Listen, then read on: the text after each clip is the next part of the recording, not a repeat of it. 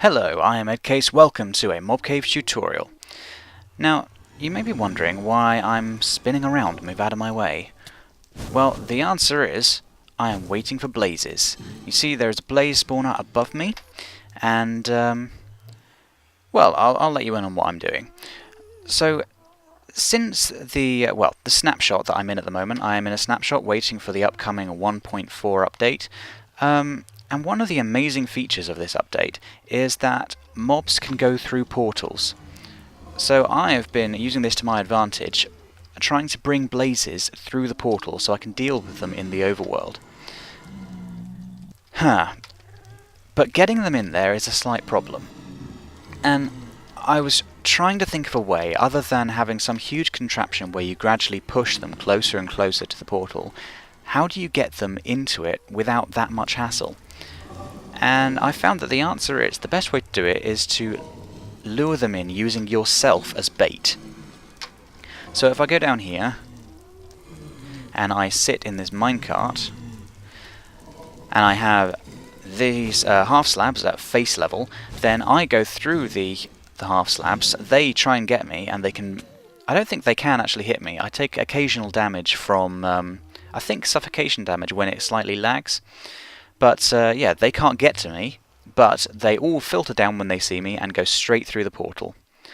So if we have a look at the other side, you've got to have some clever working of matching up portals from the nether to the overworld. This one leads to the Blaze's grinder, and this one here leads to my safe portal. So through we go. Now, I'm here, I've got a very quick little minecart route over to the blazes, which you can see there. Come on. And once they're here, you can put them in the drowning trap of your choice. I have this one. It's quite simple, really. You open it up. So you've got 3 pistons here, you open it up, in come the blazes. For any stragglers that are left behind, I have a little route up here with a gap so they can all see me. They all come to chase me. I go down here, and generally they all follow me. So here they are, all filtering down. So once you got most or all of them down, you can close it up again. And then what I have are dispensers with water buckets inside, and I hit this button which sends the first signal and water goes in. I then have a second signal going around the back which turns it off again, and 2 hits with the water thing will do it. The delay, I have I think I have, well, let's have a look, shall we? Obviously I've got these ones up here leading into them, which is at minimal delay. But out underneath this, we have this many. Let's see, that is 1, 2, 3, 4, 5, 6. So I have 6 at full delay, and I have another one just out the side here, which is at minimum delay. So yeah, if you want to do the same kind of trap as me, then that is the delay for turning off the water. Anyway, that's not the important part, but here, now they're at minimum health, and I just throw one of my harming potions in. I've got a harming number 2, and you get loads of experience.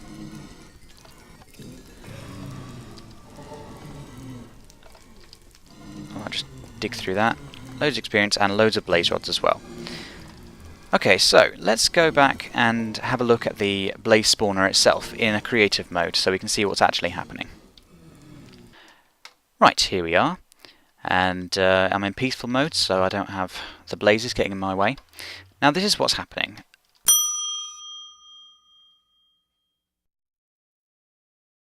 If you have the portal just 2 blocks space underneath, then I find that is best. Don't have it lower than that because they don't see you if they're stood on top of the spawner and things. I think generally to get the best yield it is 2 blocks space underneath. The first job is to hollow out the room, and that can be very difficult if you're doing it in a survival game, which I was. But the best way to do it is, I find, have potions of invisibility. Of course, that means you'll have to take off your armor, but it does work wonders. Go in with a potion of invisibility, have a potion of fire resistance, because you don't want them setting you on fire if they do see you, and probably have to hand some bottles of healing potions. So you go in and you can strip out the area. I find that 4 blocks space away in every angle apart from upwards, which you only need a couple, is best. So then you dig the trench and you put in your portal, which once again is 2 blocks space underneath, is the top of the portal. Then you set your minecart going around it and put your half slabs in at face level. This means that they can't get down, but they go straight into the portal.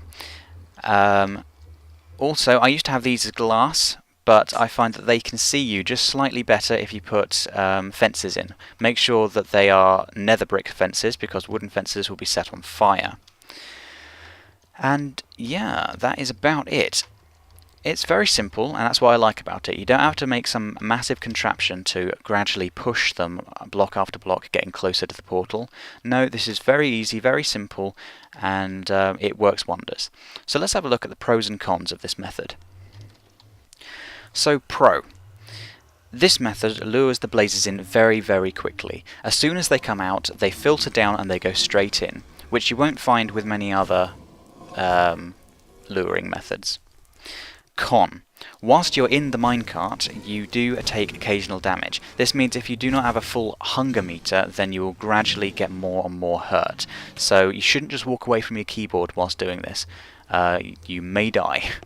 But generally you only take tiny amount of damage, and I think it's not actually the blazes hitting you. Generally I think it's because as they go through the portal, there is a slight lag delay, and it thinks you're stuck in a block.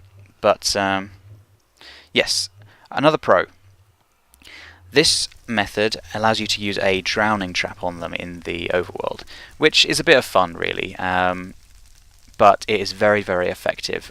Normally in the nether you can't use water, so you can't drown them at all, but they really don't like water, so it's great fun to actually put them in a little drowning trap. Con. You are restricted to the minecart for the duration of the waiting period, which means you can't move around and do anything whilst you're waiting. You have to sit in the minecart and that is it. I suppose you can do things in your inventory whilst you're waiting, but other than that, no, you have to wait. Pro. This gathers a great amount of blaze rods. Yeah, I've got blaze rods for everything now. I put them in all my furnaces, and actually I didn't realise, but blaze rods cook 12 at a time rather than coal, which does 8 at a time. So yeah, living in luxury right now. Also, and most importantly, this gathers a great amount of experience which is not affected by the new XP limits that have been put on mob grinders.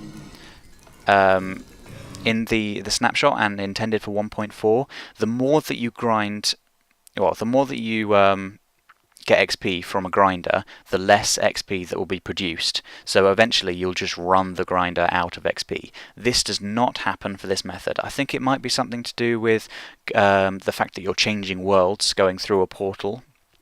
But whatever the case, you don't suffer from the reduction. Which is fantastic, and hopefully they won't change that. Who knows what the future will bring. But for now, this is a way to get around that, and is a perfect way of collecting XP and loads of blaze rods. So, that's it. Thank you for watching. I've been EddCase. If you like this design, then please let me know. If you use this design, then I would love to see some of your videos as well. Please post a video response. So yeah, I've been EddCase. Thank you for watching. Like and subscribe. Bye!